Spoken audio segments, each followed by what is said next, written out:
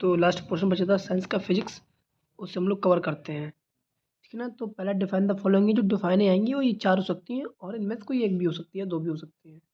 Define है what is एस्लेशन। तो एस्लेशन आपने क्या देखा होगा, कहीं पढ़ा होगा, rate of change of velocity.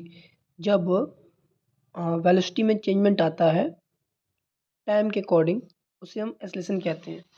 Formula से क्या है, A is equal to V minus U upon T, यानी rate of change of velocity is called acceleration. ऐसे ही इनर्शिया है। इनर्शिया क्या है, फोर्स रिलेटेड है या मोशन से रिलेटेड है। इनर्शिया को देखते हैं। तो जो सेकंड चैप्टर है आपका फिजिक्स का, force of law of motion, उसमें एक वर्ड है इनर्शिया। उसका मतलब रहता है the natural tendency of object to resist change in their state of rest. मतलब जो चीज़ है वो रेस्ट में थी, अब वो कुछ ऐसी टेंडेंसी जिसकी वजह से वो मोशन में आ गई, उसे कहते हैं इनर्शिया। ठीक, तो इनर्शिया की ऐसी यूनिट क्या होती है, किलोग्राम। फोर्स क्या है, आप लोग जानते हैं, F is equal to M A, mass into acceleration. Force kinetic energy क्या है कि half M V square. Kinetic energy क्या थी, तो क्या भी बताया था, हाफ एम बी स्क्वायर। मतलब ये होता है कि कोई object in motion possess energy. कोई ऑब्जेक्ट जो मोशन में आता है तो उसके पास काइनेटिक एनर्जी हो जाती है खुद की, उसे कहते हैं काइनेटिक एनर्जी। नेक्स्ट देखते हैं, explain the 3 law of motion. तो पहला लॉ ऑफ मोशन क्या है, कोई बॉडी अगर रेस्ट में रहेगी जब तक बाहर से फोर्स ना दिया जाए। दूसरा क्या है, F equal to M A, यानी mass into acceleration product equal to force. ठीक, थर्ड क्या है कि अगर कोई बॉडी है जिस पे हम रिएक्शन देते हैं तो वो अपोजिट रिएक्शन देगी।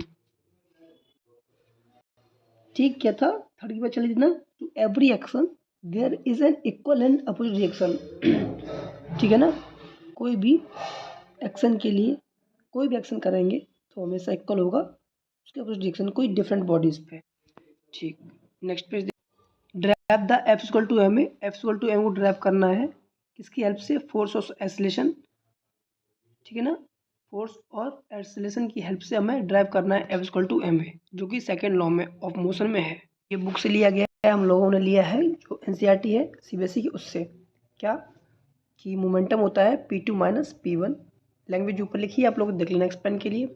ठीक, P2 मतलब PV और P1 माइनस PU।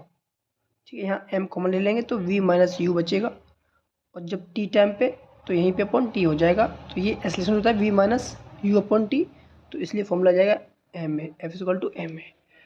तो ये पूरा इसमें ड्राइव किया गया है, तो आप लोग फिजिक्स की बुक में देख लीजिएगा। ठीक, नेक्स्ट क्वेश्चन देखते हैं, explain the Newton universal gravitation law of gravitation with derivation. मतलब ड्राइव करना है कि किस तरीके से जी की वैल्यू या फिर क्या होती है। तो देखते हैं हम लोग।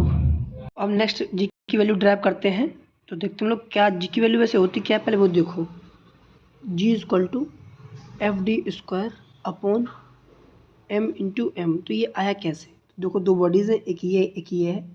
ठीक, ये ए बॉडी है, ये बी बॉडी है, इसकी डिस्टेंस डी है। ठीक, तो वही है, पहले क्या करेंगे हम, पहले हम लोग देखो पहले ड्राइव करेंगे एफ क्या होता है। ठीक, F is directly proportional to, किसकी हो जाएगी F, 1/d, sorry inversely proportional to ये हो जाएगा, और F is directly proportional to M mass. Equation 1 और इक्वेशन 2। ठीक, इन दोनों इक्वेशन से वहाँ निकल के आएगी ये वाली वैल्यू जो बुक में है, ये 10.4 F is equal to G M two into M upon D square.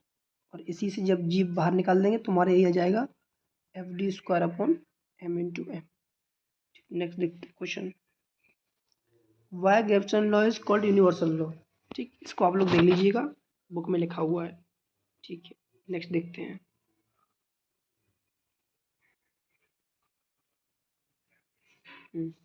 A stone is release from the top of tower of height 19.6 centimetre, calculate its final velocity just before touching the ground. मतलब एक stone है जो top of tower है, कोई tower है यहाँ पे ये, ठीक, यहाँ से इतनी 9.6 हाइट से कोई फेंका गया है स्टोन, तो कैलकुलेट करना कि फाइनल वेलोसिटी कितनी होगी जब वो टचिंग करेगा ग्राउंड में। ठीक है, ये कुछ क्वेश्चन है जो एग्जाम्पल से लिए गए हैं, तो आप लोग इनको देख लीजिएगा, पहला दूसरा तीसरा, ये जो अपनी बुक है वहाँ से लिए गए हैं, है ना, इनको आप ध्यान से देख लीजिएगा। बाकी ये कुछ डिफरेंस है। काइनेटिक एंड पोटेंशियल एनर्जी का डिफरेंस लिखना है कम से कम दो दो, एक काइनेटिक एनर्जी का, दूसरा भी काइनेटिक एनर्जी का।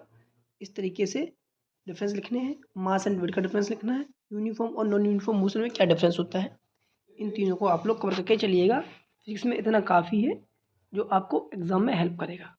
Thank you class.